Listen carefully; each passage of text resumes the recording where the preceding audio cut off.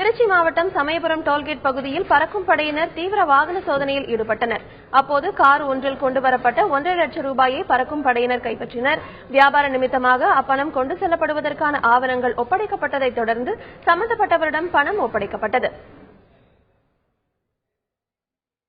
தேனி மாவட்டம் உத்தமபாளையத்தில் இருந்து போடியில் உள்ள அரசு உதவி பெறும் பள்ளி மாணவர்களுக்கு வழங்க 2 மினி லாரிகளில் கொண்டு செல்லப்பட்ட தமிழக அரசின் இலவச காலணிகள் மற்றும் புத்தகப்பை போன்றவை பறிமுதல் செய்யப்பட்டன. சம்பவ இடத்திற்கு வந்த கம்பம் சட்டமன்ற தேர்தல் அதிகாரி ராசையா இலவச பொருட்களை பார்வையிட்டு சீல் வைத்தார். அந்த பொருட்களை விநியோகம் செய்ய விடாத அளவு தேர்தல் நடத்தை விதிமுறைகள் அமலில் உள்ளதால் அப்பொருட்களை வழங்க விடாமல் விநியோகம் செய்ய விடாமல் அந்த அலுவலகத்தில் வைத்து பூட்டி சீல் வைக்கப்பட்டது என்று தெரிவித்துக் கொள்கிறேன். இதேபோல நீலகிரி மாவட்டம் உதகையில் அரசியல் கட்சிகள் வைத்துள்ள சுவர் விளம்பரங்கள், கட் அவுட்டுகள், விளம்பர பலகைகள் போன்றவை அகற்றப்பட்டன. குழு அமைக்கப்பட்டு தேர்தல் நடத்தை விதிமுறைகள் கண்காணிக்கப்பட்டு வருகிறது.